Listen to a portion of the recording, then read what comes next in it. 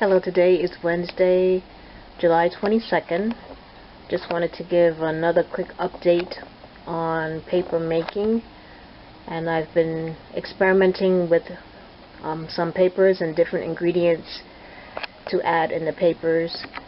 Very quickly, I did an experiment on trying to emboss some papers. And I don't know if you can see the print. There goes one there.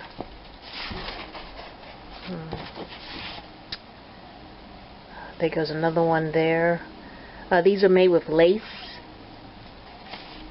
See if I can find another good one. This one is not really that good. You really can't see it. This was a piece of fabric that had a design in it. But these pieces here are what I use to emboss the paper. Once the paper was made, I laid these pieces on them and just flattened them once. And once the paper was dry, then I took this off. The thicker the relief, or the deeper the design, the clearer the design will come out on the paper. Like this one, I'm trying to get it so that you can really see it. Yeah, you see that? That was basically made out of this. And this one, on both sides, you can see the leaves. Pretty neat. That's pretty neat. I like that. That was made with this. Quickly moving on. Here are some papers that I made. I wanted a very light peachy cream gold mixture for a project that I was working on. And like this piece right here is made out of tiny bits of fabric cut up and mixed in with the paper pulp. I'm going to show you everything that I use. I just want you to see the pages really quick. And if you can see them really close up, you'll see the fine bits of fabric that have been cut up and mixed in the pages. Let's see. I like these. They're thicker, they have more texture, and I just like them. I mean, I do envision making some finer papers, but these I like.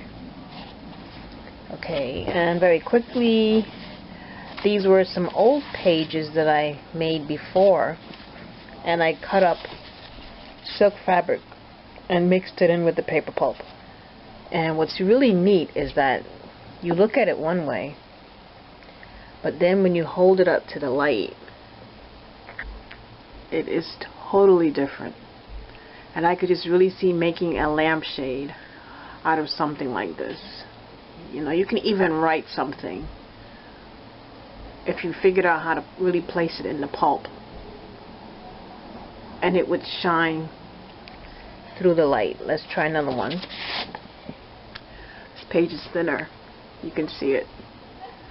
So I think I'm going to really enjoy that. Okay, not to make you too dizzy. And today I was working on some other pages, just trying to see what I could possibly put in the mixture. And I don't know if you can see this really close. This is nothing but I had some tissue paper that was stained different colors and cut up like into small pieces like confetti. So I just made the paper and then I floated this on top, and it doesn't come off. So you might like that type of look. Here's a green and blue. This, you can see the shimmer. This is nothing but fine cellophane wrap that you would buy in a dollar store to wrap a gift or to wrap food, cut up very finely. So I was concerned that this, once it dried, it would not adhere to the paper, but it does adhere and it doesn't come off. I'm sorry my camera cut off. My memory card is almost full, but you can really experiment with anything. Here goes another piece with the confetti. Tissue paper. And this is made out of nothing but like the circulars you get in the supermarket, the ones that, you know, have the black print on it, and when you make it up it's pretty gray and mucky, and I was really trying to get some vibrant colors, but all these colors are very pastel, so I'm still working on that. So I'm experimenting with that. But here is just very quickly some ideas of what I've placed in the paper. Gauze cut up very finely, a fine tinsel. This is silk sari ribbon from India, cut up very finely.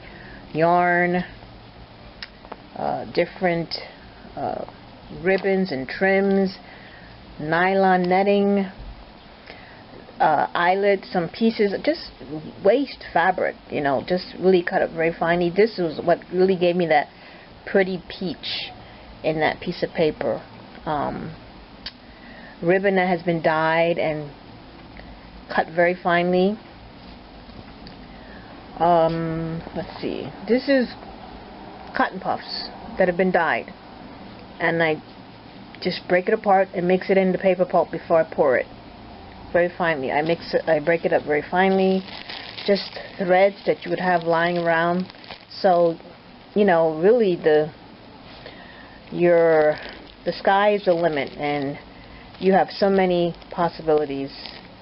It's just endless. I really want to try and get some vibrant colors, so I think the next thing I'm going to try and do is to take the Ritz or the Tintex powder dye, make the paper pulp, mix in the powder dye, heat it, maybe add some white vinegar to it to really set the color, and maybe not pour the paper that day. Let it sit overnight and let the dye really attach to the paper, and then pour the paper the next day to see if the color will be vibrant. I'm really looking for some vibrant colors.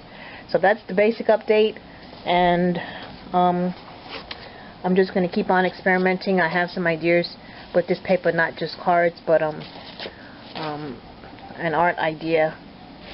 So that's it. I just wanted to really videotape something because I felt I hadn't been showing any progress. But once again, these papers are made with the Arnold Grummer paper making kit.